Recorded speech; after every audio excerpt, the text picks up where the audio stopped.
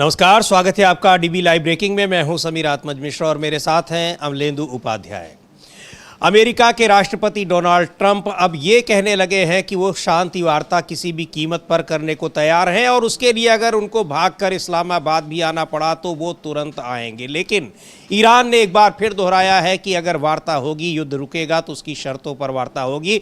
और ईरान ने दुनिया भर के नेताओं को भी ये बताया है कि इस युद्ध में उनकी क्या कुछ भूमिका रही है। उन्होंने कहा है कि कैसे यहाँ एक देश के ऊपर वहाँ बच्चों को मारा जा रहा है लेकिन दुनिया के लोग खामोश हैं। और इधर संसद में क्या कुछ हो रहा है महिला आरक्षण को लेकर, डीलिमिटेशन को लेकर, उस पर भी बात करेंगे। आज शाम 4 बजे उस पर मतदान होना है, वोटिंग होनी है। और डीलिमिटेशन विधेयक का विरोध कर रहे हैं विपक्षी सांसद, तो क्यों विरोध कर रहे हैं उस पर भी बात करेंगे। पहले चर्चा ईरान की और किस तरीके से अब ये लग रहा है कि शायद किसी शांति वार्ता पर सहमति बन जाए, लेकिन ये शांति वार्ता होगी तो ईरान की शर्तों पर, यह साफ तौर पर दिखाई पड़ रहा है। कई कदम अमेरिका के राष्ट्रपति डोनाल्ड ट्रंप के बार बार बैकफुट पर आने, झुकने के बाद अब इजराइल भी बैकफुट पर आ गया है और लेबनान के साथ उसने युद्ध विराम 10 दिनों का कर लिया है।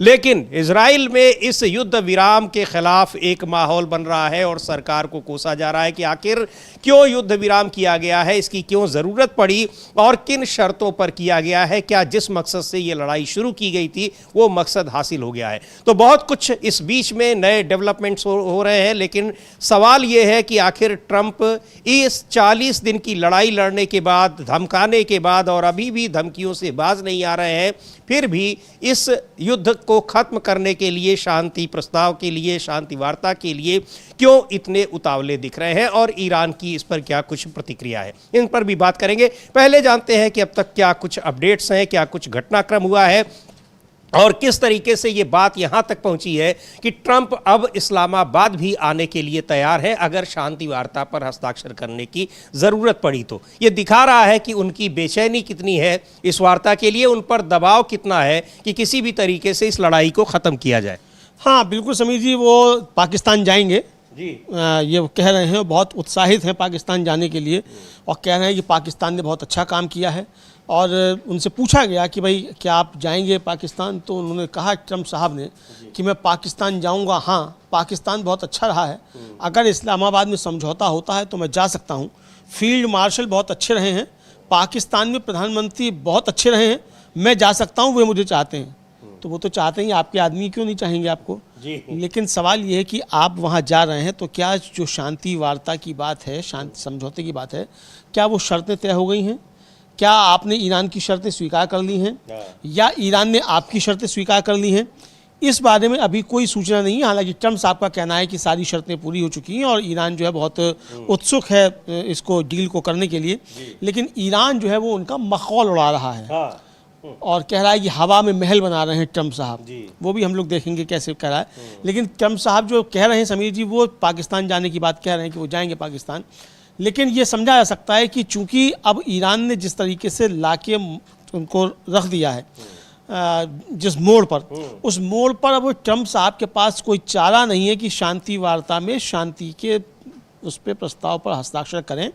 और एक तरीके से कहा जाए कि चीन और ईरान जो हैं वो एक तरीके से ट्रंप साहब को एक वॉक ओवर इस मायने में दे रहे हैं कि भाई तुम्हारी अपने देश में बेइज्जती ना हो, तो ठीक है तुम अपना फेस सेविंग करो कि साहब हमने उनको दबा दिया और शांति समझौता हो गया, तो ये तुम अपने यहाँ कहते रहो।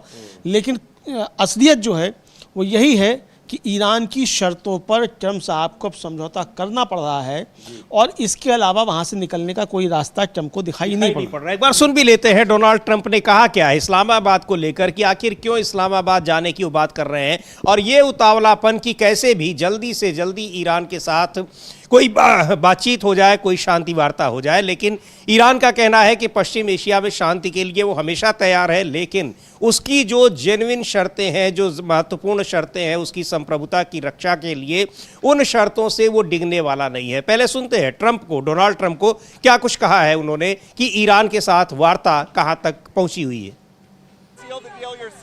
I would go to Pakistan, yeah. Pakistan has been great. They've been so good. Islamabad, I might go.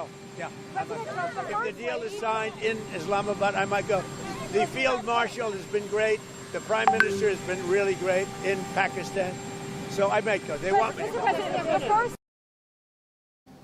तो कह रहे हैं कि जाऊंगा पाकिस्तान, वार्ता पर अगर दस्तखत करने होंगे, हस्ताक्षर करने होंगे तो जाऊंगा। बहुत अच्छे लोग हैं वहाँ के, प्रधानमंत्री भी, और आसिम मुनीर की तो ज़बरदस्त तारीफ हो रही है वहाँ पर पाकिस्तान में। जेडी वेंस भी आए हैं, तारीफ कर रहे हैं, डोनाल्ड ट्रंप भी बार बार तारीफ कर रहे हैं। लेकिन आखिर आप क्यों जाएंगे? और ये भी सवाल है कि ईरान क्या अब अगली वार्ता इस्लामाबाद में ही करने के लिए तैयार होगा? और आप तो जाने को इतने उतावले हैं, क्यों आखिर ये स्थिति आई है? आपने फिर ये लड़ाई क्यों छेड़ी थी? क्यों आपने फिर हॉर्मुज स्ट्रेट की नाकेबंदी कर दी? आखिर इन सब से क्या मिला? ये सवाल उनके अपने देश में लोग पूछ रहे हैं। बिल्कुल समीर जी, उनके अपने देश में लोग पूछ रहे हैं, और जो खबरें आ रही हैं वो ट्रंप साहब को ज़्यादा बेचैन करने वाली हैं समीर जी। पहली बात तो ये है कि जो आसिम मुनीर हैं उनकी तारीफ डॉक्टर मसूद पेजेशकिन ने भी की है, और पाकिस्तान की तारीफ भी की है कि पाकिस्तान ने वार्ता का धर्म जो है वो ठीक से निभाया और समझौते की दिशा में आगे बढ़ने के लिए उसके जो थे प्रयास सार्थक थे। तो बहरहाल वो दोनों उसकी तारीफ कर रहे हैं, उसमें कोई दिक्कत नहीं है तारीफ करने में। लेकिन जो एक बड़ी बात है समीर जी, वो प्रोफेसर मरांडी, जो कि इस वार्ता में जो गया था, ईरान का प्रतिनिधिमंडल 300 लोगों का उसमें शामिल भी थे, और तेहरान यूनिवर्सिटी में प्रोफेसर हैं, लगातार वो बात करते रहते हैं। उन्होंने एक बड़ा रहस्योद्घाटन किया है, और उनका कहना है कि जो आसिम मुनीर जब वार्ता करने के लिए पहुंचे तो ईरान ने उनसे साफ साफ कह दिया कि अगर इजराइल ने लेबनान पर हमले नहीं रोके तो हम इजराइल पर हमला करेंगे, और ये सीज फायर तोड़ना हम इसे मान रहे हैं, ये हमले तुरंत रोकने चाहिए। और ये कहना था, और आसिम मुनीर ने जो है वो चाहे जहाँ भी बात की हो, ट्रंप से बात की हो या पीट हेक्सेस से बात की हो, जिससे भी बात की हो, और उसके बाद तुरंत ही फिर ट्रंप ने उसकी सीज फायर की घोषणा कर दी कि लेबनान और इजराइल में सीज फायर हो गया है, और इसका फिर नेतन्याहू ने भी पुष्टि की कि इसका सीज फायर हो गया। तो एक बड़ी बात जो है वो ये है कि इसीलिए इजराइल में लोग बड़े हैरान हैं कि आखिर ये अचानक लेबनान के साथ लेबनान के सीज फायर कैसे हो गया, इसीलिए इजराइल में लोग हैरान हैं।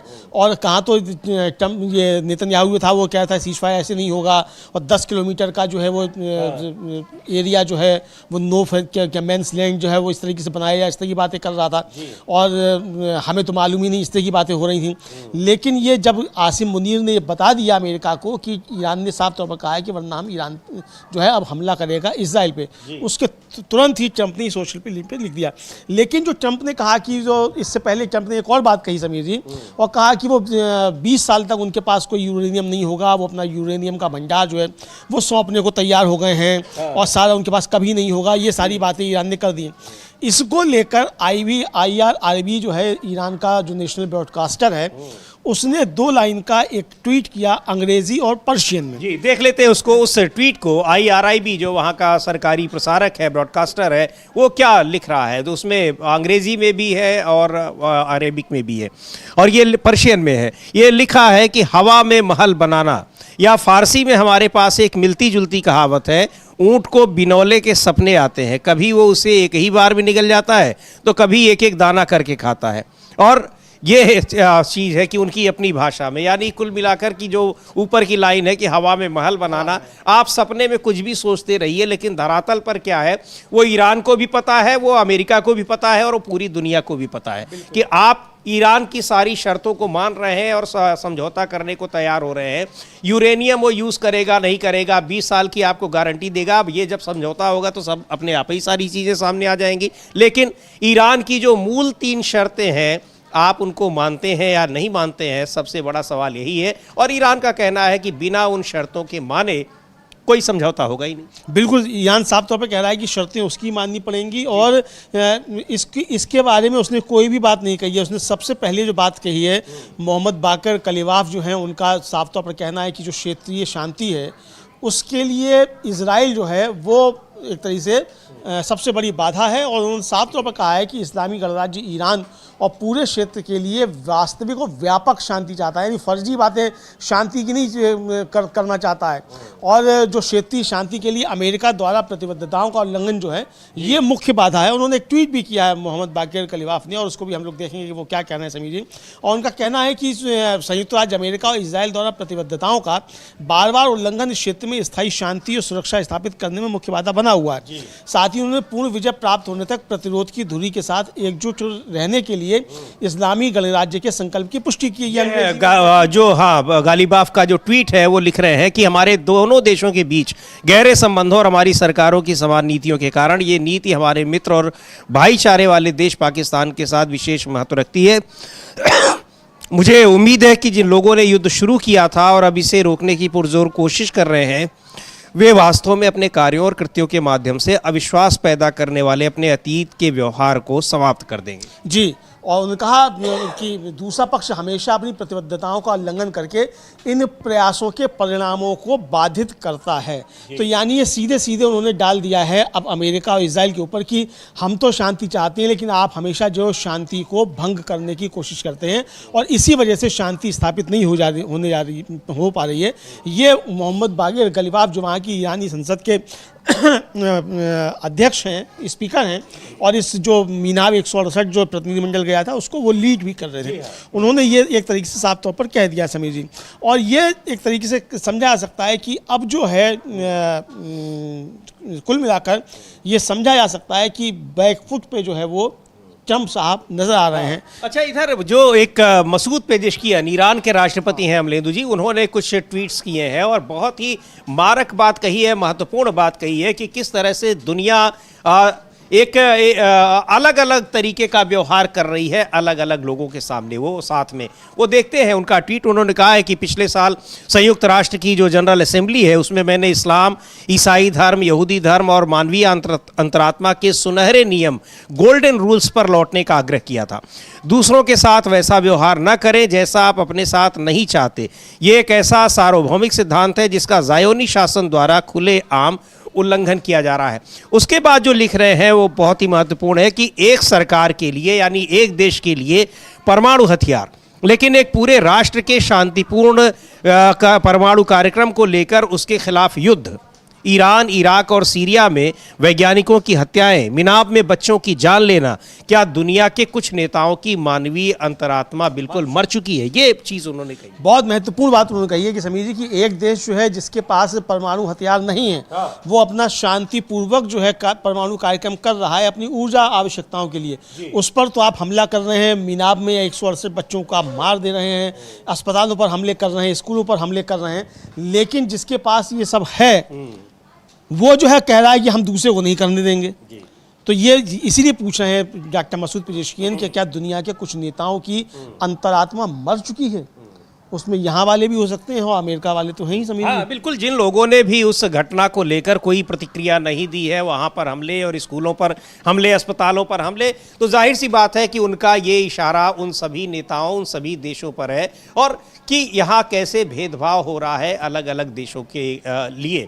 और इसके क्या कारण है? कुछ भी कारण हो, किसी की व्यक्तिगत दुश्मनी हो, व्यक्तिगत एक देश की दूसरे देश के साथ संबंध अच्छे ना हो, लेकिन मानवीय स्तर पर उसकी आलोचना या उसकी निंदा तो की जा सकती है, ये बड़ा उनका साफ कहना है। लेकिन जो जिस तरीके से ये पूरा का पूरा ये प्रकरण आगे बढ़ रहा है अमलेंदु जी, बिल्कुल साफ दिखाई पड़ रहा है कि अब इस मामले में एक चौतरफा अगर देखा जाए तो हर एक मोर्चे पर, हर एक फोरम पर ईरान बढ़त हासिल किए हुए है, वो इजराइल और अमेरिका की तुलना में। बिल्कुल बिल्कुल समीर जी, ये एक बड़ी जो है वो बनाए हुए है बढ़त जो है, और एक तरीके से देखा जाए जो मतलब उसने अमेरिका को मजबूर कर दिया है झुकने के लिए, और ट्रम्प साहब जो झुकते हुए नज़र आ रहे हैं। वो बातें कर रहे हैं कि शांति की, अब मतलब आपने हमला किया और आप तो जो थे सभ्यता नष्ट करने वाले थे, पाषाण युग में पहुंचाने वाले थे, और कहाँ आप इतने उतावले हो रहे हैं कि आप खुद पाकिस्तान जाने को तैयार हैं कि भैया कर लो किसी तरीके से वार्ता, चाहे इस्लामाबाद में करो, जेनेवा में करो, कहीं भी करो, लेकिन अब मैं आ रहा हूँ, मैं खुद ही आ रहा हूँ। हाँ, मैं खुद ही आ रहा हूँ। तो ये इस तरीके से भी किया।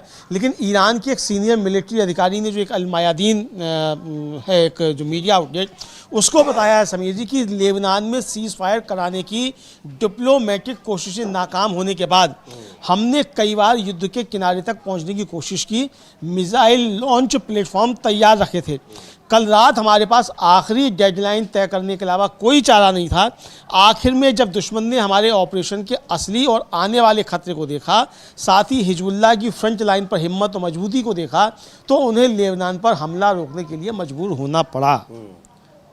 ये ईरान के एक मिलिट्री अधिकारी का कहना है। और यही बात लगभग जो है वो कह रहे हैं प्रोफेसर मरांडी कि चूंकि ईरान ने साफ तौर पे कहा कि हम हमले करेंगे अब इसराइल पे, अगर ये लेबनान पे हमले नहीं रुकते हैं, तभी ट्रंप ने एकदम से सीज़फायर की घोषणा कर दी और नेतन्याहू ने भी उसको तुरंत स्वीकार कर लिया। बिल्कुल स्वीकार कर लिया, लेकिन इजराइल में उसको लेकर लोग हैरान है। पर यहाँ जिस तरीके से ट्रंप लगातार ईरान की सेना के बारे में दावा करते रहे हैं, तो वहाँ की सेना के कमांडर इन चीफ ने कहा है कि ईरान की सेना, ये अमेरिका का दावा है, ट्रंप का दावा है कि ईरान की नौसेना नष्ट हो चुकी है, लेकिन ईरान की नौसेना आज भी मजबूती से खड़ी है और दुश्मन 300 किलोमीटर की दूरी बनाए हुए है हमसे, वो इतनी नज़दीक आने की कोशिश हिम्मत नहीं जुटा पा रहा है। ये महत्वपूर्ण बात है और ये दिखाई पड़ रहा है कि बयान भी हम उनका सुन भी सकते हैं। क्या कहा है ईरान की जो नौसेना के कमांडर इन चीफ है, वो क्या कह रहे हैं, और साफ साफ कह रहे हैं कि हमारी नौसेना का नष्ट होने का दावा कर रहे हैं, लेकिन सच्चाई ये है कि जहां हमारी नौसेना है उसके करीब 300 किलोमीटर तक आने की हिम्मत नहीं पड़ रही है अमेरिकी युद्धपोतों की। सुन लेते हैं क्या कहा है उन्होंने। میگن نیروی دریایی شما رو از بین بردیم.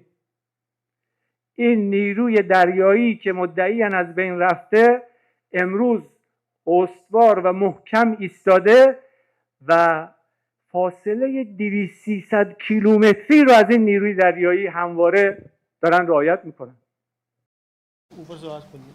तो ये एक सीधे तौर पर कह रहे हैं कि उनका दावा है, लेकिन सच्चाई ये है कि हमारी नौसेना आज भी मजबूती से खड़ी है और दुश्मन 300 किलोमीटर की दूरी बनाए रखता है। वो इससे 300 से 290 किलोमीटर नहीं आने की हिम्मत कर रहा है, 99 किलोमीटर। और देखा भी है हम लोगों ने कि जो सबसे मजबूत, जिसको लेकर इतना बखान किया गया था कि वो अब्राहम लिंकन जो युद्धपोत है, वो कहाँ है उसका पता नहीं चल रहा है। जब नौसेनाएं वहाँ पर सक्रिय हुई, नौसेना सक्रिय हुई ईरान की, उसके बाद से उसका पता नहीं चल रहा है। जब हमला हुआ था तो उस पर हमले भी ईरान की तरफ से किए गए। बहरहाल यहाँ ये दावे और इतने दावे किए हैं, इतनी धमकियां दी हैं, फिर अपनी धमकियों से पीछे हटे हैं कि डोनाल्ड ट्रंप की स्थिति अब बिल्कुल अपने देश में भी और दुनिया में भी एक मस्खरे वाली हो गई है। बिल्कुल समझिए, बिल्कुल मस्खरे वाली हो गई है। और जितने ज़्यादा मीम्स और जिस तरीके के AI जनरेटेड आ रहे हैं सब उनके ऊपर वीडियोज़ वगैरह, उससे समझा जा सकता है कि पूरी दुनिया में इससे बड़ा मस्खरा जो है चार्ली चैपलिन भी शायद नहीं रहा हो, जितने ट्रंप साहब जो बन गए हैं। हो सकता है कि कल को कुछ वीडियो गेम्स में एक करेक्टर ट्रंप साहब का भी आया करे मस्खरे के तौर पे, तो हो सकता है। हाँ, मीम्स इस समय मीम्स सबसे ज़्यादा उन्हीं के ऊपर बन रहे हैं। हाँ, सबसे ज़्यादा उन्हीं के ऊपर बन रहे हैं। लेकिन ट्रंप साहब ने अपने कल सोशल पे जो पोस्ट किया और उसमें उन्होंने जो, जैसा कि ईरान की सेना का कहना है कि चूँकि उन्हें धमकी दी गई कि अगर ये हमले नहीं रुके तो अब इजराइल पे हमले करेंगे, उसके बाद उन्होंने एक अपने तुर्क सोशल पे लिखा कि हिजबुल्लाह जो है वो ठीक से काम करेगा। और ये तो उनका हम लोग देख सकते हैं तो सोशल पे क्या लिखा हो। बिल्कुल ट्रू सोशल पर जो लिखा है हिजबुल्लाह को लेकर, और चूंकि इस ये लेबनान और इजराइल के बीच युद्ध विराम की घोषणा डोनाल्ड ट्रंप ने ही की, ट्रू सोशल पर ही की, और उसको माना भी है नेतान्याहू ने। भले ही इजराइल में लोग उसको नहीं मान रहे हैं, लेकिन हिजबुल्लाह के लिए क्या कहा है। और वहीं पर ये जबकि इजराइल कह रहा है कि अगर हिजबुल्लाह की तरफ से हमले हुए तो हम उस पर हमला करेंगे। बहरहाल लिख रहे हैं डोनाल्ड ट्रंप की मुझे उम्मीद है कि हिजबुल्लाह इस ज़रूरी समय में अच्छा और ठीक से काम करेगा। अगर वे ऐसा करते हैं तो ये उनके लिए एक बहुत अच्छा पल होगा। अब और कोई हत्या नहीं, आखिरकार शांति आनी चाहिए। इस मामले पर ध्यान देने के लिए आपको धन्यवाद। मतलब अब जहां सभ्यता को खत्म करने की बात कर रहे थे, तो अब कह रहे हैं कि शांति आनी चाहिए। ये भी दावा किए कि इन दोनों के बीच लड़ाई रुकवा दी हमने, इजराइल और लेबनान के बीच में, और शायद 10वीं लड़ाई बताई उन्होंने। यानी अभी जो उनका क्लेम था नोबेल प्राइज पाने वाला, अभी वो उस क्लेम से अभी बरकरार है, उसे पीछे नहीं हटे। हालांकि अब उम्मीद वही फिर से उनकी बात जो IRIB ने पोस्ट किया है कि हवा में महल बनाना, ऊंट को बिनौले के सपने आते हैं, ये है। लेकिन अब कंपटीशन बढ़ गया है, क्योंकि अब आसिम मुनीर भी दावेदार हो गए, शहबाज शरीफ भी हो गए। पाकिस्तान की पंजाब की विधानसभा है, उसने प्रस्ताव बाकायदा पारित कर दिया है। तो ये अब कंपटीशन थोड़ा तगड़ा हो गया है। और मुझे लगता है ट्रंप से ज़्यादा जो है वो शहबाज शरीफ और मुनीर का दावा बनता है। अगर यही मतलब कहा जाए कि क्राइटेरिया है जंग रुकवाने का, तो भाई ये तो श्रेय बड़ी जंग रुकवाने का इनको जाता है। तो ये बहरहाल वो जंग होगा। लेकिन इसको लेकर यूनाइटेड नेशंस के सेक्रेटरी जनरल एंटोनियो गुटेरेस, उन्होंने भी ट्वीट किया है। उन्होंने भी इजराइल और लेबनान के बीच सीज़ फायर की घोषणा का स्वागत किया है। समीर जी, स्वागत इसका हो रहा है, लेकिन इस बीच जो तुर्की के राष्ट्रपति हैं एर्दोगन, उन्होंने इजराइल पे बहुत तगड़ा हमला बोला है। लेकिन पहले हम लोग गुटेरेस को देखते हैं क्या लिखा है उन्होंने। एंटोनियो गुटेरेस जो संयुक्त राष्ट्र के महासचिव हैं, वो लिख रहे हैं कि मैं इजराइल और लेबनान के बीच सीज फायर की घोषणा का स्वागत करता हूं और इसे आसान बनाने में अमेरिका की भूमिका की तारीफ करता हूं। मुझे उम्मीद है कि इससे संघर्ष के लंबे समय के समाधान के लिए बातचीत का रास्ता बनेगा और इस इलाके में स्थायी और पूरी शांति के लिए चल रही कोशिशों में मदद मिलेगी। मैं सभी से सीज फायर का पूरा सम्मान करने और हर समय अंतर्राष्ट्रीय कानून का पालन करने की अपील करता हूं। तो ये एंटोनियो गुटेरेस की अपील है और उसका समझौते का स्वागत किया है और ये कि लेबनान और इजराइल के बीच में जो हुआ है। लेकिन जिस तरीके से शांति की ओर लौटने की बात डोनाल्ड ट्रंप कर रहे हैं, तो अब उसको देखकर भी लोगों को हंसी आ रही है कि यही व्यक्ति 5-10 दिन पहले अभी पूरी सभ्यता को नष्ट कर देने की बात कर रहा था और अब कह रहा है कि नहीं, अब तो शांति बहुत ज़रूरी है। आखिर ये हृदय परिवर्तन कैसे हुआ? इस हृदय परिवर्तन के लिए क्यों मजबूर हुए? हाँ बिल्कुल, इस हृदय परिवर्तन के लिए इसीलिए मजबूर हुए समीर जी, चूंकि अब देखिए कोई चाला बचा नहीं है। ज़मीन पर जंग आप जाकर लड़ नहीं सकते। और जैसा कि कह रहे हैं वहाँ की नौसेना के कमांडर की, वो कह रहे थे हमारी नौसेना ख़त्म हो गई है। तो ऐसी ख़त्म हो गई है कि 300 किलोमीटर दूर आपका जो है वो युद्धपोत दिखाई पड़ते हैं। और समीर जी, वो जो अब्राहम लिंकन था, उसे आना था लाल सागर के रास्ते से होते हुए, अब वो वहाँ से ना आकर घूमकर 1000 किलोमीटर घूमकर जो है जा रहा है। तो अब जो मतलब जो शिप को ट्रैक करती हैं कंपनियां, वो देख रही हैं कि 1000 किलोमीटर दूर है वो अब्राहम लिंकन। तो यानी आप उसकी मिसाइल की रेंज से बचना चाहते हैं कि आप पकड़ में ना आ जाएं और फिर अब्राहम लिंकन पे हमला ना हो जाए। चूँकि अब्राहम लिंकन पे भी हमला किया, उसमें सैनिक मारे गए अमेरिका के। और वो जो गैरी फोर्ड क्या इसकी नाकेबंदी कर रहे थे तब भी अब्राहम लिंकन को नहीं लाए, तब भी अब्राहम लिंकन को नहीं लाए, और उसको क्या गैरी फोर्ड आ जाए उसको भी लेकर नहीं आए। तो ये एक तरीके से देखा जाए तो ये समझा जा सकता है कि ट्रम्प साहब समझ चुके हैं कि अब जंग जो है वो सीधे सीधे नहीं हो सकती, और सीधे जंग करने के लिए चूंकि बेस तबाह हो चुके हैं, खाड़ी के देशों में जितने भी अमेरिका के बेस थे वो सब तबाह हो चुके हैं। तो ऐसे में अब अमेरिका के सामने कोई चारा बचता नहीं है कि ईरान की शर्तों पर ही समझौता कर लिया जाए। लेकिन अपने देश में दिखाना है, चूँकि देखिए सबके सामने फेस सेविंग होती है, तो ट्रम्प के सामने भी फेस सेविंग। अपने देश में ये तो नहीं कह सकते कि हम हार कर रहे हैं ईरान से। तो ये है कि भाई ठीक है, चलो बराबर पे ही हुए और हमने लिया, कुछ उन्होंने लिया, ये कहकर इस अब निकलना चाहते हैं। हाँ बिल्कुल, लेकिन विशेषज्ञों का कहना है, जो एक्सपर्ट्स हैं, कि अगर ये जो उसकी 3 शर्तें हैं अमलेंदु जी, मूल शर्तें, कि भाई आप या तो उसके ऊपर उसे जो सैंक्शंस है वो ख़त्म हो और हर्जाना उसको दिया जाए जो लड़ाई में उसका नुकसान हुआ है, और युद्ध दोबारा हमला नहीं करेंगे इसकी गारंटी। इनमें से 2 पर तो वो नहीं पीछे हटने वाला है। हाँ, मुआवजे की बात, जो हर्जाने की बात थी, उस पर हो सकता है कि वो भी 2 कदम पीछे हटे, ऐसी संभावना जताई जा रही है। लेकिन जो ईरान की शर्तें हैं उस पर उसको जो समर्थन मिल रहा है दुनिया भर से, वो बढ़ता चला जा रहा है। मलेशिया के प्रधानमंत्री हैं, वो भी कह रहे हैं कि ईरान के खिलाफ बैन और उसके ऊपर हमले बंद होने चाहिए। देखते हैं उन्होंने भी क्या कुछ लिखा है, ट्वीट किया है, लेकिन बाइट है, उन्होंने उनको सुनाते हैं क्या कह रहे हैं। वो साफ तौर पर उन्होंने कहा है कि देशों को, यानी जिन देशों ने भी ईरान के ऊपर प्रतिबंध लगाए हैं, सैंक्शंस लगाए हैं, वो बंद होने चाहिए और हमले बंद होने चाहिए। यानी ईरान के प्रति समर्थन पूरी दुनिया में लगातार बढ़ रहा है और अमेरिका इजराइल के खिलाफ उसके अपने दोस्त लगातार इस दौरान अलग होते चले गए हैं, बिल्कुल अलग थलग पड़े हुए हैं ये दोनों ही देश, यानी अमेरिका और इजराइल। क्या कहा है मलेशिया के प्रधानमंत्री ने, सुनते हैं उनको। ما به عنوان یک کشور با تمام کشورهای جهان در ارتباط بودیم، همانطور که با نخست وزیر البانیز هم ذکر گفتم بزرگترین سرمایه گذاری های تجاری هنوز ایالات متحده در کشور ما دارند. با این حال روابط دو جانبه خوبی با روسیه داریم، با آنها تجارت میکنیم و حالا فکر میکنم که ضرورت کامل داریم که آن را مدیریت کنیم، چون اولویت من مأموریتی که دارم محافظت از منافع مردم این کشوره و به طور مشابه با ایران ما روابط دو جانبه خوبی با جمهوری اسلامی ایران داریم. به دلیل این نوع توافق بسیاری از همکاران من در خلیج فارس و در دنیا तो कह रहे हैं मलेशिया के प्रधानमंत्री की देशों को ईरान के खिलाफ बैन और हमले बंद करने चाहिए। हम इस सच्चाई को नज़रअंदाज नहीं कर सकते कि जब किसी देश पर हमला होता है तो उसकी सुरक्षा की कोई गारंटी नहीं होती। उनकी चिंताएं हैं जिन पर हमें ध्यान देना चाहिए, जिन पर तमाम देशों को उस पर ध्यान देना चाहिए। तो ये बड़ी बात यह है कि उसका ईरान के प्रति समर्थन का जो एक दायरा है वो लगातार बढ़ता चला जा रहा है, और दूसरी ओर अमेरिका और इजराइल समर्थन अपना खोते जा रहे हैं। तो उसके पीछे बड़े कारण यही है, एक तो सबसे पहले इन लोगों ने हमला किया, दूसरी बात यह है कि हमले में किस तरह से मानवीयता को तार तार करके रख दिया। तो ये जो समर्थन खोने का एक बड़ी वजह ये भी है। बिल्कुल समीर जी, समर्थन होने की बड़ी वजह यही है, और सबसे बड़ी वजह जो समीर जी है वो मीनाब के स्कूल पे जो हमला किया वो पहले दिन से ही जो था वो बूमरैंग कर गया।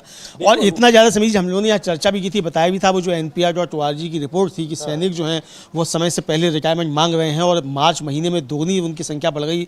और जो कई ने ये फ़ोन करके कहा कि हम ऐसे किसी भी युद्ध में शामिल नहीं हो सकते जिसमें बच्चों को उस तरीके से मारा जाए, ये कहकर वहाँ से रिटायरमेंट ले रहे हैं। तो ये बहुत एक ज़बरदस्त तरीके से ट्रंप के ऊपर कहा जाए पाप जो है वो पड़ा, और इसका उनके देश में काफ़ी ज़्यादा विरोध हो रहा है। एक रिप्रेजेंटेटिव है डॉन बेयर, और उन्होंने भी समीर जी ये साफ तौर पर कहा कि ये नैतिक लीडरशिप जो है ये इसकी घटिया नाकामी है, और ट्रंप के चुने हुए युद्ध के शुरुआती कामों में से एक ईरान में स्कूली बच्चों का नरसंहार था। ये बहुत संसद में उन्होंने कहा है, और सुनते हैं हम लोग कि क्या कुछ कहा है टॉम डेयर ने। और इस तरह के जो आरोप है वो लगातार ट्रंप, उनके प्रशासन और सेना पर भी लग रहे हैं। इस वजह से सेना के तमाम अधिकारी जो है वो प्री रिटायरमेंट ले रहे हैं, यानी समय से पहले वो नौकरी छोड़ रहे हैं। बहरहाल सुन लेते हैं पहले क्या कह रहे हैं संसद में ये dare. Mr. Speaker, I rise in strong support of this resolution. Let's not forget that one of the opening acts of this war of choice against Iran was the massacre of scores of school children, little girls, committed by our military in our name.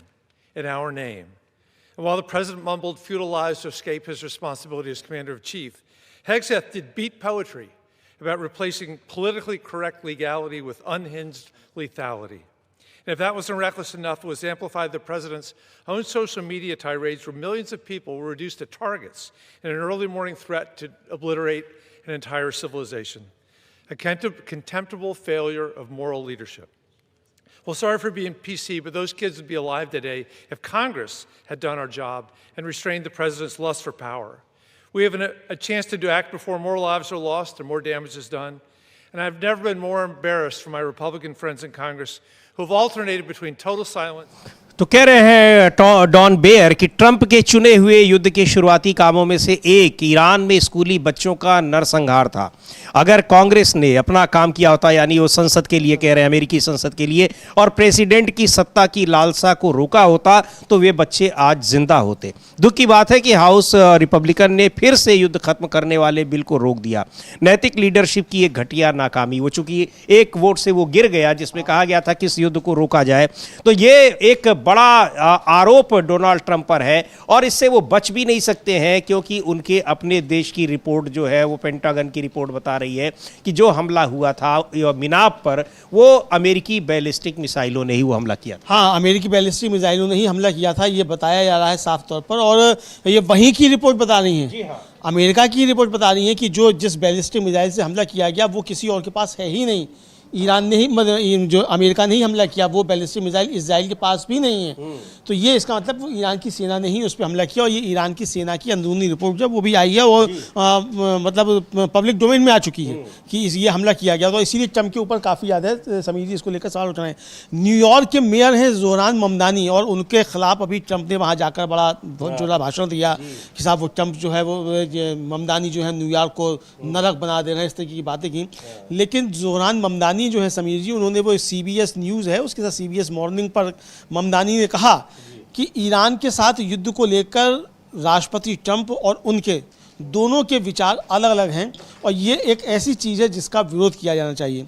और उन्होंने कहा कि हम समुद्र पार हज़ारों लोगों को मारने के लिए लगभग 30 अरब डॉलर खर्च करने की बात कर रहे हैं, जबकि हमें बताया जाता है कि इस देश भर में मेहनतकश अमेरिकी लोगों की मदद करने के लिए हमारे पास उस पैसे का एक भी अंश नहीं है। यानी आप दूर देश जाकर जो है 7 समंदर पार जाकर लोगों को मारने पर आप खर्च कर रहे हैं 30 अरब डॉलर, लेकिन अपने देश के नागरिकों के उत्थान के लिए आपके पास वो पैसा नहीं है। यानी वहाँ का जो नेशनल इंस्टीट्यूट ऑफ हेल्थ है, NIH है, उसके आपने डायरेक्टर की तनख्वाह रोक दी, आपने उसका फंड रोक दिया, उसकी तमाम सर्विसेज बंद हो गई, लोगों लोगों के सामने दिक्कतें आ रही हैं, स्कूलों के लिए जो फंड था वो आपने रोक दिया, और इधर आप जो है ये $30 अरब खर्च कर रहे हैं आप बेगुनाहों को मारने के लिए। तो ये बहुत बड़ी बात इस दौरान ममदानी ने कही, और इसलिए समीर जी अमेरिका के अंदर ट्रंप का विरोध काफ़ी ज़्यादा बढ़ता चला जी जा रहा है। बिल्कुल। और इधर तुर्की के राष्ट्रपति जो है रजब तय्यप एर्दोआन, उनको वो कह रहे हैं कि इजराइल के ऊपर आरोप लगा रहे हैं कि वो यहाँ पूरे पश्चिम एशिया में एक नया गाजा पट्टी तैयार कर रहा है, और कहा है उन्होंने कि इजराइल जो खुले तौर पर वेस्ट बैंक को नया गाजा बनाने की अपनी योजना जाहिर करता है, फलस्तीनी कैदियों पर मौत की सजा थोप कर दक्षिण अफ्रीका में रंगभेद के खत्म होने के 32 साल बाद उस शर्मनाक व्यवस्था को फिर से जिंदा करना चाहता है। यह बेहद जरूरी है कि दुनिया भर की संसदें इस प्रस्ताव के खिलाफ कड़े से कड़ा विरोध दर्ज कराएं। यह प्रस्ताव इजरायली संसद द्वारा पारित किया गया है और इसे विशेष रूप से फलस्तीनियों पर ही लागू किया जाना है, वो जो कि उनको सजा दे दी जाएगी और मौत की सजा उनको दे दी जाएगी, ये है। और वो 10,000 फिलिस्तीनी जो कैद में हैं, तो यानी 10,000 फिलिस्तीनियों को ऐसे मारा जाएगा, ये है। तो इस कानून बना दिया उन्होंने, कानून बना दिया, और कानून बनाया ही नहीं, कानून बनाने के बाद शराब पीकर नाच रहे थे जी हाँ इजरायली सांसद जो थे नेतन्याहू की पार्टी के सांसद। तो ये समीर जी तो अब इसके खिलाफ जो है वो कह रहे हैं एर्दोआन जो है कि पूरी दुनिया की संसद जो है इसके खिलाफ प्रस्ताव पारित करें, यानी इजराइल के ऊपर कार्रवाई की जाए। अब देखिए समीर जी, इजराइल के ऊपर कार्रवाई क्या होती है, चूंकि अमेरिका का साथ है तो सब बचते हैं, लेकिन अब लगता है कि जिस तरीके से पिटाई हुई है इस समय, ईरान ने पिटाई की है, इसके बाद शायद कुछ अकल ठिकाने आए, लेकिन आती है नहीं आती है तो आने वाला समय बताएगा। बिल्कुल। लेकिन वहां पर अब अमेरिका में भी जिस तरह से विरोध हो रहा है, और इजराइल को जो अमेरिका की ओर से दी जाने वाली जो मदद है, वहां पर उसके ऊपर जो खर्च होने वाला पैसा है, हथियार दिए जाने, इनका वहां अब जबरदस्त तरीके से विरोध हो रहा है। और ईरान के खिलाफ जो लड़ाई छेड़ी गई है, जिसमें एक नरसंहार की खबरें आ रही हैं, अमानवीयता की खबरें आ रही हैं, इन सब के लिए भी इजराइल को दोषी ठहराया जा रहा है। तो ये जो दो संबंध हैं अमेरिका और इजराइल के, मुझे लगता है कि अब ये भी पूरी तरीके से इस लड़ाई के बाद बिल्कुल बदले हुए रूप में दिखाई पड़ेंगे। बिल्कुल बिल्कुल समझिए, बिल्कुल एकदम बदले हुए रूप में दिखाई पड़ेंगे ये संबंध जो हैं, और अब काफ़ी कुछ विचार करने पर मजबूर होना पड़ेगा ट्रंप को। और ट्रंप का क्या, बल्कि दूसरा जो भी कोई ट्रंप के बाद भी आएगा उसको भी विचार करना पड़ेगा, क्योंकि इजराइल को समर्थन की नीति तो अमेरिका की ऑफिशियल पॉलिसी रही है, वो चाहे डेमोक्रेट्स हों और चाहे वो रिपब्लिकन हों, सब समर्थन करते रहें। बस नेतन्याहू को समर्थन को लेकर वहाँ विरोध हो सकता है कि भाई डेमोक्रेट्स नेतन्याहू का समर्थन नहीं करते, जैसा कि हिलरी क्लिंटन ने कहा कि मैं इजराइल का समर्थन करती हूँ लेकिन नेतन्याहू का नहीं करती, तो इजराइल का भी आप समर्थन करो। अब वहाँ इसी पॉलिसी को बदलने की बात हो रही है कि आप ये हमारी जो पॉलिसी है इजराइल की मदद करने की, उसको हम बदलें। इजराइल फर्स्ट अब बदलना चाहिए, इजराइल फर्स्ट बदलना चाहिए, चूंकि इजराइल जो है वो काफी ज्यादा अमानवीय काम कर रहा है। तो ये आप भाई दोष उसका अमेरिका पर भी आ रहा है, दोष अमेरिका पर भी आ रहा है, और सारी दुनिया में जो विरोध बढ़ रहा है वो अमेरिका का बढ़ रहा है, क्योंकि पूरी दुनिया को लग रहा है कि इजराइल खुद में कुछ है ही नहीं। अमेरिका अगर हाथ आज पीछे खींच ले तो हिजबुल्लाह ही अकेला निपटा देगा पूरे इजराइल को। तो ये एक तरीके से देखा जाए, जबकि हिजबुल्लाह तो समीर जी से मिलिशिया है, बिल्कुल अकेला मिलिशिया है, तो वो मिलिशिया जो है वो आयरन डोम जो था, उस डोम की तो बैंड हमास नहीं बजा दी थी, मतलब किसी सेना ने नहीं, एक मिलिशिया ने ही उसकी बैंड बजा दी थी। और आप जो है वो अमेरिका की मदद से जाकर आप गजा को में आप नरसंहार कर रहे हैं, लेबनान में भी आप नरसंहार कर रहे हैं, तो वो किसकी मदद से कर रहे हैं? अमेरिका की मदद से। तो ये बार बार से उठ रहे हैं, और जैसा कि जो एक कैंट का हम लोगों ने सुनवाया भी था, उन्होंने तुरंत कहा था कि अब समय आ गया है कि इजराइल को जो अमेरिकी वार फंडिंग होती है उसको रोका जाए, तब जाके परिस्थितियां सुधरेंगी। जी बिल्कुल, तब जाकर परिस्थितियां सुधरेंगी। यानी वहां पर कि इजराइल को जो अमेरिका इतनी मदद दे रहा है, करोड़ों डॉलर की मदद वहां जा रही है, और उसका नतीजा ये हो रहा है कि अमेरिका को अलग से नुकसान युद्ध में झोंका जा रहा है और पूरी दुनिया में उसकी बेइज्जती हो रही है। तो ये सारी चीज़ें ऐसी हैं जो इस लड़ाई में, इस लड़ाई के परिणाम को कई एक मल्टी डायमेंशनल इसका इम्पैक्ट दिखाई पड़ रहा है कि कैसे पश्चिम एशिया की राजनीति बदलती दिख रही है, अमेरिका और इजराइल के बीच संबंध कैसे बदलते दिख रहे हैं, और पश्चिमी देश नेटो, वो तो इजराइल से उसने पूरी तरीके से हाथ खींच ही लिया है। तो बहुत सारे परिवर्तन हो रहे हैं, लेकिन इन सब को लेकर डोनाल्ड ट्रंप किस तरह से घिरे हुए हैं अमेरिका में, वो दिखाई पड़ रहा है कि वहाँ पर डेमोक्रेटिक पार्टी के सदस्य या फिर जो विपक्षी पार्टी के दूसरे लोग हैं, या वहाँ की आम जनता, वो किस तरीके से इस लड़ाई को लेकर ट्रंप के खिलाफ हो गई है।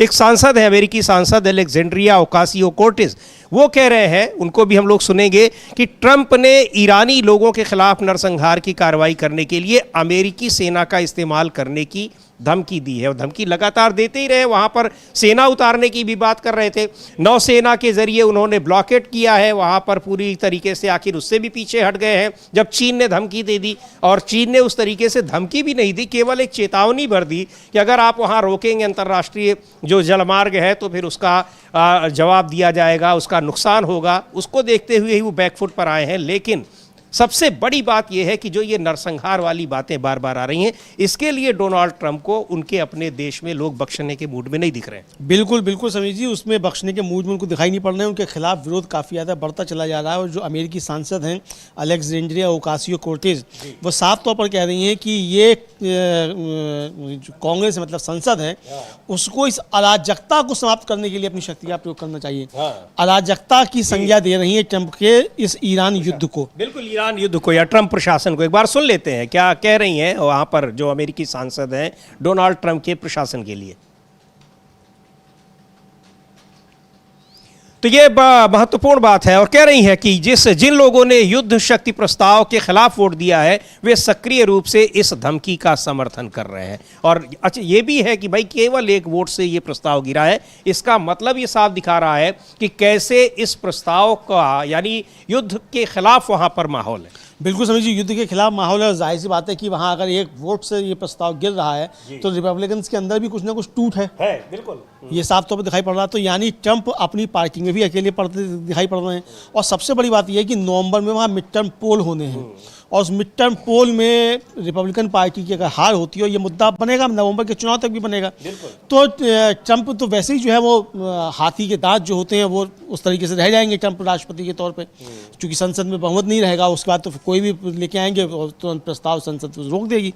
तो ये वहाँ देखा जा सकता है। तो जो अब कह रहा है ईरानी मीडिया, वो यही कह रहा है कि हवाई किले जो हैं वो बनाना बंद करो और ऊंट जो है वो बिनौले के सपने देखना बंद करो। बिल्कुल, वहां पे कि आप ईरान की नौसेना खत्म कर दी, ईरान का आपने वायुसेना खत्म कर दी, ईरान में रेजीम चेंज कर दिया, ईरान में आपने नई सरकार बनवा दी, ये सारे जो सपने थे अब ये सपने ही रह गए। इन सब को आप देखना बंद करिए। बाकी आप देख रहे हैं तो कोई बात नहीं है। ईरान किसी भी तरीके से इस लड़ाई में पीछे नहीं है और अगर ये वार्ता में शामिल भी होता है तो वो अपनी शर्तों पर शामिल होगा। ये चेतावनी लगातार दी जा रही है ईरान की ओर से। लेकिन डोनाल्ड ट्रंप बहुत ही बेसब्री से कोई शांति वार्ता करने को तैयार है, क्योंकि ये साफ दिखाई पड़ रहा है कि जिस तरीके से वो अपने देश में और एक वैश्विक मोर्चे पर भी पूरी तरीके से घिरे हुए हैं, उनके सामने कोई दूसरा रास्ता है ही नहीं। और यहां अब जो हॉर्मुज स्ट्रेट की नाकेबंदी करके उन्होंने ईरान को एक नए मोर्चे पर घेरने की कोशिश की, उसमें तो और भी ज्यादा वो विफल दिखाई पड़ रहे हैं और भी ज्यादा फेल दिखाई पड़ रहे हैं, क्योंकि चीन ने कहा है, जब एक ही बार कह दिया उसके बाद तुरंत उन्होंने अपना ट्रैक बदल दिया। बिल्कुल बिल्कुल समीर जी, ये उन्होंने अपना तुरंत ट्रैक बदल दिया। और जो अब उनके जो सेना के कमांडर इन चीफ नौसेना के ईरान के हम लोगों ने उनका बयान सुनवाया, वो और भी कह रहे हैं और वो आगे साफ तौर पर कह रहे हैं कि हमने हमारे हवाई क्षेत्र में प्रवेश किया तो हमने उनसे कहा कि किसी एस्कॉर्ट की जरूरत नहीं है। मतलब जो मेहमान आसिम मुनीर कि आप हमारे जब सीमा में आ रहे हैं तो किसी एस्कॉर्ट की आवश्यकता नहीं है, हम आपको एस्कॉर्ट करेंगे। और हमने खुद ही उनके गुजरने का इंतजाम किया। उनके लिए हमने उनसे दोगुनी संख्या में विमान तैनात किए जितने की उन्होंने तैनात करने की योजना बनाई थी। तो यानी हम आपकी सुरक्षा करने में सक्षम हैं, हमारे यहाँ आपको अपनी सुरक्षा लेकर आने की आवश्यकता नहीं है। और फिर इसी तरीके से आसिम मुनीर को लेकर जाया गया। और आसिम मुनीर की जो है वो तारीफ जो है वो खुद डॉक्टर मसूद पेशकीन ने की भी है। और उन्होंने कहा कि भाई कि पाकिस्तान की युद्ध विराम कराने में पाकिस्तान की रचनात्मक मध्यस्थता की सराहना करते हुए मसूद पेशकीन ने कहा कि इस्लामाबाद के प्रयासों को प्रभावी और जिम्मेदार बताते हुए क्षेत्र में स्थायी शांति और स्थिरता के प्रति तेहरान की दृढ़ प्रतिज्ञता की पुष्टि करता है। मतलब ये उन्होंने अपने कहा, आसिम मुनीर के साथ बैठक के बाद उन्होंने ये कहा। और उन्होंने स्पष्ट किया कि फारस की खाड़ी के अरब देशों में अमेरिकी सैन्य ठिकानों को ईरान के सशस्त्र बलों द्वारा हाल ही में निशाना बनाना देश पर थोपी गई आक्रामकता के जवाब में वैध आत्मरक्षा के दायरे में ही किया गया था। यानी जो हमले किए गए सऊदी पे, यूएई पर, कतर पर, वहाँ जो अमेरिकी बेसिस थे वो इन देशों पर नहीं, चूंकि इन देशों में जो अमेरिकी बेसिस थे उनसे ईरान पर पर हमला हो रहा था, तो इसलिए वहाँ हमले किए और ये हमारा वैध लक्ष्य थे। बिल्कुल, वैसे तो अब ये कई बार कहा है, ईरान की तरफ से कहा गया कि वहाँ पर हमले इसीलिए हुए क्योंकि वहाँ पर तो अमेरिकी ठिकाने थे। वो जगह ज़रूर उनके देशों में थी, लेकिन चूंकि वहाँ पर अमेरिका की तरफ से हमले हो रहे थे तो उन हमलों को नाकाम करना था। ये बात बार बार हुई। अब मुझे जो हम लोग अब तमाम बातें चर्चा कर रहे हैं, रिपोर्ट्स आ रही हैं उनको देखते हुए साफ भी लग रहा है कि जो खाड़ी के देश हैं, अरब देश हैं, वो भी इस बात से मतलब मुतमईन है कि कैसे अमेरिका की वजह से उनको इन हमलों का सामना करना पड़ा।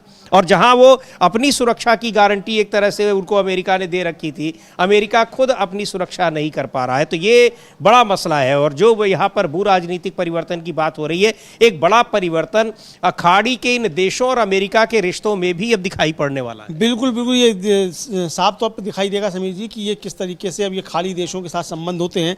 हालांकि अभी भी खाड़ी के बहुत से देश जो हैं अभी भी धूर्तता से बाज नहीं आ रहे हैं। यूएई के वो जो पहुंचे चीन जाकर बात करने के लिए, तो वो प्रस्ताव देने क्या गए थे? वो प्रस्ताव ये था कि ईरान के साथ संबंध खत्म कर दो, यूएई के साथ संबंध बना लो। और इसको लेकर चीन ने झिड़क दिया कि भाई अपनी जो है हम खुद तय करते हैं अपनी पॉलिसी। जब आपके यहाँ अमेरिका के बेस हैं, अड्डे हैं, तो आप कैसे ये आशा कर सकते हैं कि आपके साथ चीन जो है कोई व्यवहार करेगा?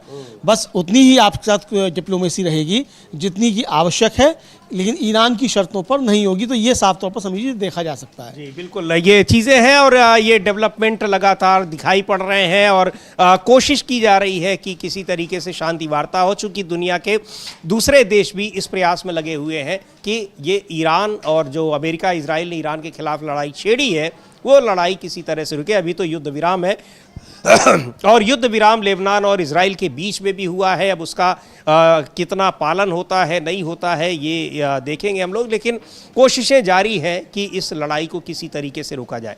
और इधर अगर भारत की बात करें तो यहाँ पर संसद में बहस चल रही है उन 3 विधेयकों पर जिनको लेकर काफ़ी हंगामा हुआ है कि महिला आरक्षण की आड़ में सरकार ये डीलिमिटेशन को अपना जो बिल है वो पास कराना चाहती है और डीलिमिटेशन बिल का ज़बरदस्त विरोध हो रहा है। उसको लेकर बहस चल रही है। आज शाम 4 बजे उस पर वोटिंग होगी और पता लग जाएगा कि ये विधेयक पारित हो पाते हैं या नहीं। संख्या बल को अगर देखा जाए तो कहीं से भी ये विधेयक पारित होने वाली संख्या सरकार के पास नहीं है। 2/3 बहुमत इसके लिए चाहिए होता है दोनों सदनों में, और दोनों में से एक भी सदन में उसके पास बहुमत नहीं है कि वो विधेयक को पारित करा पाए। बिल्कुल समझिए, दोनों में बहुमत नहीं है और 2/3 बहुमत चाहिए।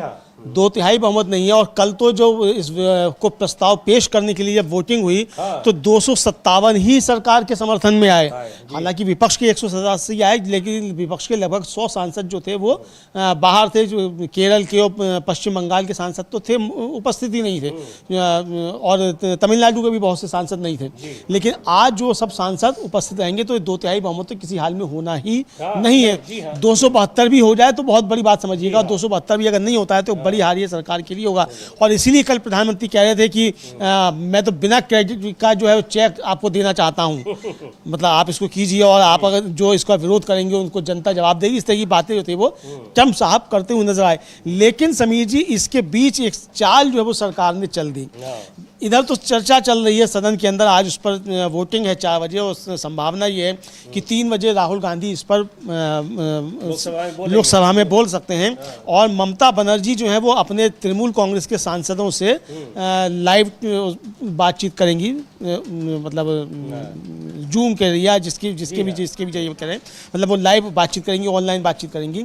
लेकिन ये संसद में बहस के बीच आधी रात में सरकार ने महिला आरक्षण कानून 2023 जो था उसके लिए नोटिफिकेशन जारी कर दिया और इसके प्रावधान जो है 16 अप्रैल 2026 से प्रभावी होंगे, यानी कल से ही प्रभावी होगा। और कहाँ जब प्रस्ताव पेश किया गया था तब कहा गया था कि ये 2034 तक जाके इसकी संभावना बनेगी, चूंकि 2026 की जनगणना के जब परिणाम आएंगे उसके बाद परिसीमन होगा तभी किया जाएगा। और अब ये है कि इसी पर हो। शशि थरूर ने आज बहुत कायदे से अपनी बात रखी और उन्होंने मांग की, शशि थरूर ने, कि भाई ये परिसीमन तो बाद में होगा जब तक कि जनगणना नहीं हो जाती है, आपके पास आंकड़े क्या हैं। और कल गौरव गोगोई ने भी पूछा था कि आप जो ये प्रस्ताव लेकर आ रहे हैं आपके पास क्या आंकड़े हैं जिसलिए आप जो है वो करना चाहते हैं 850 सीटें हो जाएं, कि किस आंकड़े के आधार पर 850 सीटें हो जाएंगी जब जनगणना नहीं हुई है। तो किस आधार पे आप इसको 850 सीटें करना चाहते हैं? लेकिन शशि थरूर ने कहा कि दूसरे ये भी कि जब जनगणना की आप घोषणा कर चुके हैं, जनगणना होने वाली, तो आप 2011 की जनगणना पे क्यों परिसीमन करवा रहे हैं? चल रही है जनगणना, जनगणना चल रही है, जनगणना चल रही है, तो आप जो है इसका इंतजार करना क्यों नहीं चाहते? और फिर ये कहा गया कि भाई अगर आपको ये लागू ही करना है तो भाई अभी इसके लिए विशेष सत्र बुलाने की क्या आवश्यकता? प्रियंका गांधी ने भी सवाल पूछा। तो ये बहुत सारे सवाल इस बीच उठ रहे हैं और शशि थरूर ने कहा कि भाई अगर आपको इसको लागू करना है तो 850 में नहीं 543 में ही लागू कीजिए, और जब परिसीमन हो जाएगा तो उसमें भी लागू रहेगा। 850 में भाई वो तो 33% ही आरक्षण देना। हाँ, 33% देना तो उसमें भी लागू रहेगा। भाई जो 543 में मिल सकता है वो तो 850 में भी रहेगा। 33% आरक्षण देने के लिए 850 करने की आवश्यकता क्यों है बिना किसी डेटा के? तो ये बहुत सारे सवाल जो उठ रहे हैं। तो बिल्कुल, तो सुन लेते हैं शशि थरूर को, उन्होंने क्या कहा है। लेकिन एक बार रुक करते हैं लोकसभा का, जहां पर इस पर बहस चल रही है और 4 बजे वहां वोटिंग होनी है इस मुद्दे पर कि परिसीमन को लेकर, और ये आरक्षण जो 3 विधेयक पेश किए गए हैं इनको लेकर। एक बार रुक करते हैं लोकसभा का, क्या कुछ वहां चल रहा है। तो मैं उन लोगों से कहना चाहूंगी कि 2023 में जब नारी शक्ति वंदन अधिनियम बिल पास हुआ था तो पक्ष और पूरा विपक्ष एक साथ होकर इस बिल को हम लोगों ने पास कराया था और इस सर्वसहमति के साथ पास हुआ था।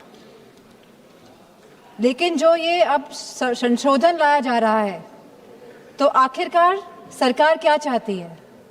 क्या सरकार वाकई में महिलाओं का सशक्तिकरण चाहती है, या इस विधेयक को लाकर, इस संशोधन को लाकर वो खुद के सशक्तिकरण के तरफ काम कर रही है? जब 2023 में विधेयक आया था तब स्पष्ट रूप से लिखा गया था कि जनगणना होगी, और समाजवादी पार्टी का ये पक्ष था कि जातिगत जनगणना हो। और कल होम मिनिस्टर साहब ने भी ये बात कही है कि जनगणना कराएंगे, अभी वो घरों की गिनती कर रहे हैं। पिछले 3 सालों में खाली वो घरों की गिनती कर पाए हैं। तो जनगणना होगी, जातिगत जनगणना होगी, उसके बाद परिसीमन होगा और आरक्षण लागू होगा। तो सभी लोग इस बात से सहमत थे। लेकिन 2024 में जब भारतीय जनता पार्टी की सरकार आई और पूर्ण बहुमत की सरकार नहीं पा पाई, सहयोगों के साथ लाई गई ये सरकार, तो जब ये सरकार आई तो 2024 में ही आपने जनगणना क्यों नहीं शुरू कराई? हमारा सवाल ये है। आपने लगभग 2.5 साल निकाल दिए, आपने जनगणना नहीं कराई, क्योंकि अगर जनगणना हो जाती तो आज हम परिसीमन की स्टेज में होते और आरक्षण 2029 तक लागू हो जाता। लेकिन आपकी मंशा ही नहीं थी कि 2029 पे महिलाएं आए और इस सदन में बैठे। अब अचानक ये जल्दबाजी क्यों दिखा रही है 2026 में, जहां अप्रैल का महीना चल रहा है? तो ये है कि आप 2023 में आप जनगणना नहीं करा पाए, आपने उस समय विधेयक पारित कर दिया है, और उसके बाद फिर जब कहा भी जा रहा था कि यहाँ उस पर आरक्षण जब कब होगा, आरक्षण की बातें यहाँ पर तय हो जानी चाहिए। और सबसे बड़ी बात ये कि अब ये चुनाव के दौरान, विधानसभा चुनाव हो रहे हैं, उसके दौरान अचानक आप 3 दिन का सत्र बुला रहे हैं और उसमें आप चाह रहे हैं कि वो, दरअसल असली काम यही है कि वो परिसीमन को अचानक लागू, क्योंकि आपको याद होगा अमलेंदु जी, उस दौरान जब परिसीमन का मुद्दा चला था, दक्षिण भारत में काफ़ी विरोध हो रहा था, तब उस समय खामोश हो गए थे। उस समय कहा कि नहीं, ऐसा ही हमारी कोई इच्छा नहीं है, कोई इरादा नहीं है और दक्षिण भारत की सीटें कम नहीं होने पाएंगी। तब ये माहौल शांत हो गया। लेकिन इधर चुनाव के बीच अचानक सत्र बुलाना और उस सत्र को लेकर अच्छा ये कहना कि हाँ अब लिमिटेशन भी, सीटें जो है वो 853 की जा रही हैं, 850 सीटें की। हाँ, 850 की जा रही हैं और राज्यों के पास 825 सीटें होंगी भाई। तो बाकी ये जो 825 होंगी तो 25 सीटें कहाँ से आ रही हैं? पाकिस्तान से लेके आ रहे हैं क्या? जो पाकिस्तान से यारी बहुत है इन लोगों की, तो पाकिस्तान से लेके आ रहे हैं 25 सीटें, क्या कहाँ से लेके आ रहे हैं? ये समझ में नहीं आ रहा है। कल गौरव गोगोई ने भी सवाल उठाया कि भाई आप बताइए, आपने जो इसमें आंकड़ा दिया है आपने विधेयक में, तो 825 सीटें आपने राज्यों को आवंटित की, तो बाकी 25 सीटें कहाँ से आ रही हैं? क्या मनोनीत की जाएंगे 25? ये भी अब सवाल उठने लगे कि 25 अपने मन के मनोनीत कर लो। जैसे अभी तक तो लोकसभा में कम होते हैं, 2 या 3 होते हैं मनोनीत, और राज्यसभा में होते हैं कुछ। तो अब ये मनोनीत जो है क्या 25 मनोनीत कर दिए जाएंगे? इसको लेकर बहुत सवाल उठ रहे हैं। और सबसे बड़ा सवाल तो समझिए यही उठ रहा है कि अगर आप इसको लागू कर रहे हैं तो इस 33% में आप आरक्षण लागू क्यों नहीं कर रहे हैं? ओबीसी को, एससी को, एसटी को आरक्षण आप लागू इसमें क्यों नहीं कर रहे हैं? इसको लेकर भी सवाल हैं। तो ये बहुत सारे सवाल हैं, तो सरकार इसमें पूरी तरीके से घिरी हुई नज़र आती है समीर जी। लेकिन इस बीच जो है इसको लेकर सवाल उठाए हैं कांग्रेस के नेता हैं प्रमोद तिवारी राज्यसभा में, और उन्होंने कहा है कि पीएम मोदी को सफ़र करना पड़ेगा क्योंकि वो महिलाओं को धोखा दे रहे हैं। प्रधानमंत्री में सुन लेते हैं प्रमोद तिवारी, कांग्रेस पार्टी के नेता हैं, सांसद हैं, क्या कह रहे हैं। प्रधानमंत्री को सफर करना पड़ेगा क्योंकि वो धोखा दे रहे हैं महिलाओं को। आदतन भारतीय जनता पार्टी धोखा देती रही, मैं किसी व्यक्ति के बारे में बात नहीं करता। 2023 में ये पारित हो चुका है, 33% आरक्षण का महिलाओं का पारित हो चुका है। लाए कब है? जब 2 राज्यों के चुनाव, 4 राज्यों के चुनाव चल रहे हैं। चुनाव प्रचार शिखर पर है, क्या जरूरत थी इसको लाने की? आप उसी को लागू क्यों नहीं करते? हमने तो उसी समय कहा था इसे 2024 से लागू कर दो। नहीं, इसके पीछे डिलिमिटेशन, परसीमन न करना पड़े, जातिगत आरक्षण न करना पड़े आपको, परसीमन नई जनगणना पर, तो टाला कैसे जाए, धोखा कैसे दिया जाए महिलाओं को, ये रास्ता। और हम महिलाओं को धोखा नहीं देने देंगे मोदी जी। आरक्षण लागू करना है, अभी आज की तारीख से लागू करिए। 2023 में हमने पारित कर दिया है। मौजूदा लोकसभा में जितनी शक्ति है इसी पे लागू करिए ना, नीयत तो साफ हो आपकी। तो विपक्ष का यही सवाल है कि आपने तब क्यों नहीं लागू की और आप 543 सीटों पर ही लागू करिए। आप उसके लिए सीटें क्यों बढ़ा रहे हैं? और ये बढ़ानी है सीटें तो उसका एक तरीका होना चाहिए। नई जनगणना होगी, जब उसके बाद परिसीमन होगा, तब फिर ये सीटें क्यों नहीं बढ़ेंगी? एक सवाल और भी है समीर जी कि ठीक है, आप अभी 850 सीटें करके महिला आरक्षण को आप बढ़ा देंगे, साहब उनको 33% दे देंगे। इसके बाद फिर जब परिसीमन होगा तब कितनी सीटें हो जाएंगी? फिर बिल्कुल परिसीमन तो होना है ना उसके बाद भी। वही तो जनगणना के बाद परिसीमन होगा। जनगणना के बाद परिसीमन होगा तो क्या ये सीटें 16 से हो जाएंगी? तो ये सवाल भी है। तो यानी आपके पीछे इसका कितना दुराव छिपा हुआ है, ये साफ तौर पर समझ में आ रहा है कि आप सिर्फ ये व्यवस्था कर रहे हैं कि किसी तरीके से 2029 में आपकी सरकार बन जाए। चूंकि इस तरीके से आप करेंगे तो उत्तर प्रदेश और जो हिंदी पट्टी के राज्य हैं वहाँ से सीटें ज़्यादा आ जाएंगी और फिर आप जो है इसके जरिए अपना काम करने में सफल हो जाएंगे। 400 पार का जो नारा था वो आप सफल कर लेंगे। तो ये सवाल उठाए, तो ये बहुत गंभीर सवाल है। लेकिन समीर जी, इसको लेकर संजय राउत जो शिवसेना यूबीटी के सांसद हैं और वो कह रहे हैं कि आरक्षण के लिए परिसीमन की जरूरत ही नहीं है। यही बात जो शशि थरूर कह रहे थे, तो हम सुन सकते हैं संजय राउत को सुनते हैं क्या कह रहे हैं कि क्यों लाया जा रहा है इस विधेयक को लेकर। इसका जो ये सत्र बुलाया गया है, सत्र में जो 3 विधेयक लाए गए हैं उनको लेकर जो आशंकाएं हैं विपक्ष की बिल्कुल स्पष्ट है। सुनते हैं संजय राउत को। डिलिमिटेशन की जरूरत नहीं है आरक्षण के लिए। सबने कहा है कि महिला आरक्षण 2023 में मंजूर हो गया है, आप लागू करिए और धमकियां मत दीजिए कि अगर आप नहीं सपोर्ट किया तो आपको राजनीतिक नुकसान उठाना पड़ेगा वगैरह वगैरह वगैरह। ये धमकियां क्यों दे रहे हो? हम देख लेंगे ना किसको नुकसान होता है, किसको फायदा होता है। देखिए, आप लोग जब चुनाव आते हैं तो महिलाओं के खाते में जो पैसा डालते हो ना वोट खरीदने के लिए, वो बंद कर दीजिए। फिर आपको पता चलेगा महिला किसके साथ है, तब पता चलेगा आपको। बिहार के चुनाव से पहले 10-10 हजार डालेंगे महिलाओं के खाते में। महाराष्ट्र में चुनाव आते हैं तो लाडली बहन के नाम पर और कुछ पैसा डाल देंगे, फिर और किसी राज्य में डालेंगे। ये बंद कर दो, फिर पता चलेगा मोदी जी को महिलाएं इस देश की किसके साथ है और किसके साथ नहीं। चलो हो गया।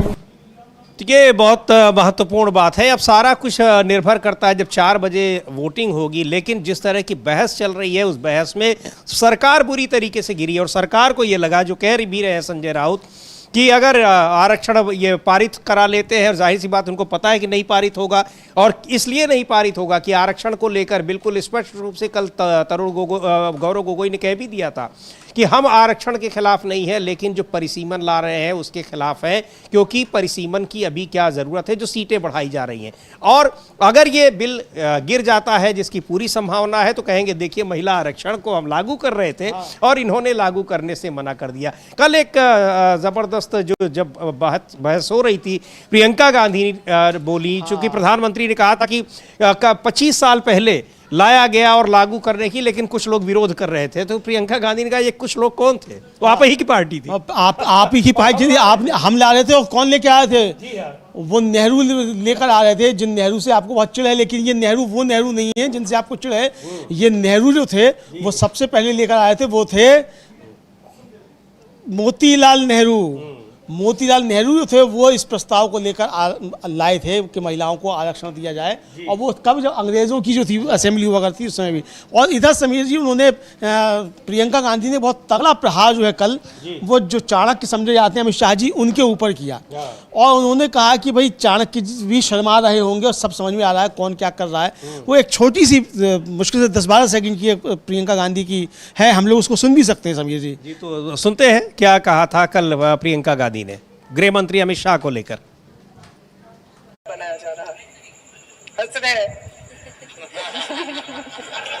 गृह मंत्री जी, हंस रहे हैं।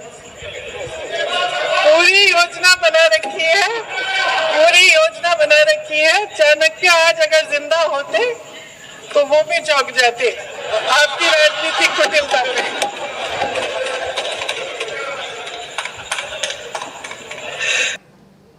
लेकिन सारी योजना लगता है धरी रह गई, क्योंकि विपक्ष ने उस पूरी योजना का जो उसके चीज़ें थी उसका पर्दाफाश कर दिया है कि आप आरक्षण से आपका कोई लेना देना नहीं है, आपका मकसद कुछ और है। और आरक्षण का आप नाम इसलिए दे रहे हो महिला आरक्षण का, ताकि आप जब गिर जाए विधेयक तो फिर आप विपक्ष के ऊपर उसका आरोप लगा दें। और महत्वपूर्ण बात समीर जी इसमें और भी समझ में आ रही है, ये सरकार को भी मालूम है कि ये प्रस्ताव गिर जाएगा, ये पास नहीं हो पाएगा।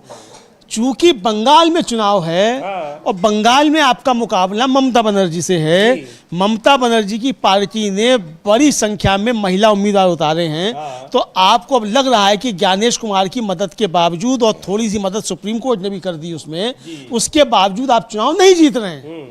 तो इसलिए आप ये तुरंत एक पत्ता लेकर आए हैं कि आप जो हैं किसी तरीके से बंगाल का चुनाव जीत जाएं, लेकिन वो आप कामयाब होते हुए दिखाई नहीं पड़ रहे हैं। तो ये बताने के लिए कि ममता बनर्जी ने साहब महिलाओं को आरक्षण का विरोध किया था, ये बंगाल में जाकर आप बताएं, इसके लिए आप ये लेकर आए हैं। ये लेकिन यहाँ पर महिला सांसदों ने भी इसको लेकर सरकार को, प्रधानमंत्री को घेरा है। झारखंड मुक्ति मोर्चा की सांसद है महुआ मांझी, एक बार उनको सुनते हैं क्या कह रही हैं और सरकार की नीयत पर सवाल उठा रही हैं कि महिला आरक्षण का नाम लेकर वो कैसे अपने दूसरे मंसूबे वो उसके पूरा करना चाहती है। हमें ये समझ में नहीं आ रहा है कि जब ये सेंसस पास होने के बाद ही होना था तो ये 3 दिन का स्पेशल सेशन क्यों? ये तो ऑलरेडी डिक्लेयर्ड है कि विमेन रिजर्वेशन बिल आएगा और पूरे विपक्ष ने 2023 में साथ दिया था सरकार का, सबने बहुमत से उसे पारित किया था। तो बात ये हुई थी कि सेंसस और ये, तो अभी फिर 3 दिन का करके ये क्या पॉलिटिकल स्टंट है, यही हमें जानना है। हम सभी चाहते हैं कि महिला रिजर्वेशन हो। हम लोगों ने भी बहुत आवाज उठाई थी, बहुत हमने भी इसको लेकर कई जगह धरना प्रदर्शन और सब कुछ किया, पार्लियामेंट में भी हमने आवाज उठाई, कई पार्टियों ने इस पर पहल की। और जब ये 23 में हो गया तो 24 में जो इलेक्शन हुआ था MP और MLA का, तो उस समय भी महिलाओं में बहुत उम्मीद आई थी, उम्मीद जगी थी। मैं विमेंस कमीशन की चेयरपर्सन रही हूँ झारखंड की, तो मेरे पास इतने फोन आया उस समय 23 में कि मैडम हम लोग भी 2024 का चुनाव लड़ेंगे, MP इलेक्शन लड़ेंगे ये, क्योंकि हमारे यहाँ ऑलरेडी हमारे माननीय मुख्यमंत्री हेमंत सोरेन जी ने महिलाओं के लिए बहुत कुछ किया है और कर रहे हैं। वहाँ 50% रिजर्वेशन है पंचायत चुनाव में, तो पंचायत में वो चुन के आ ही रही है, मुखिया बन रही है, जिला परिषद चुनाव लड़ रही है। तो ऐसे में मैया सम्मान योजना, और पहले ट्रैफिकिंग की समस्या थी भाजपा के कार्यकाल में, लेकिन हेमंत सोरेन जी ने उसे खत्म कर दिया। मैया सम्मान योजना, सावित्रीबाई फुले किशोरी समृद्धि योजना, फूलो जानो आशीर्वाद योजना, फोटो हो खेल योजना, तरह तरह से उनको सशक्त कर रहे हैं। ऐसे में ये बिल आने के बाद महिलाएं जो तैयार हैं, बैठी हैं, उनको खुशी हुई थी, लेकिन उस समय वो टल गया क्योंकि सेंसस और परिसीमन नहीं हुआ था। अब 3 दिन का जो सत्र है, आखिर इसकी वजह क्या है? ऑलरेडी ये डिक्लेयर्ड है, इसकी वजह कोई ऐसा अगर होता तो 2 तारीख तक हमारा बजट सेशन चल रहा था, उसी समय इसको लाके बता सकते थे कि हमें करना है। अभी मानसून सत्र भी 1-1.5 महीने के बाद आने वाला, उसमें भी कर सकते थे। बंगाल चुनाव और तमिलनाडु चुनाव है सर पे, कोड ऑफ कंडक्ट लगा हुआ है, कई बड़े नेता आ नहीं पा रहे हैं क्योंकि चुनावी प्रचार में है। ऐसे में ये क्यों, इसको हमें समझ में नहीं आ रहा है। हम तो चाहते हैं कि महिला आरक्षण बिल लागू हो। मैम, कल प्रधानमंत्री जी ने ये भी बताया कि डिलिमिटेशन बिल है, तो ये है कि आखिर क्यों ला रहे हैं और 2023 में उसको क्यों नहीं लागू किया। और उस समय तो सबने समर्थन किया था, लेकिन दरअसल उसके पीछे कारण कुछ और हैं, मंसूबे कुछ और हैं। लेकिन उन मंसूबों में कामयाब अपने हो पाएगी सरकार या नहीं, 4 बजे तय होगा। 4 बजे वोटिंग होगी उन तीनों विधेयकों पर जिन पर चर्चा हो रही है 2 दिन की। और इस विशेष सत्र के में इसको लाने के लिए सवाल उठ रहे हैं सरकार पर। देखते हैं क्या कुछ होता है, रहेगी नज़र। और ये चर्चा बहुत गंभीर चर्चा चल रही है। 3 बजे उसमें शायद राहुल गांधी को भी बोलना है, नेता प्रतिपक्ष लोकसभा में, और फिर 4 बजे उस पर वोटिंग होगी। तो इन पर हमारी निगाह रहेगी। आप बने रहिए डीवी लाइव के साथ। इस कार्यक्रम को अब यहीं समाप्त करते हैं। मुझे और अमलेंदु उपाध्याय को दीजिए अनुमति। नमस्कार।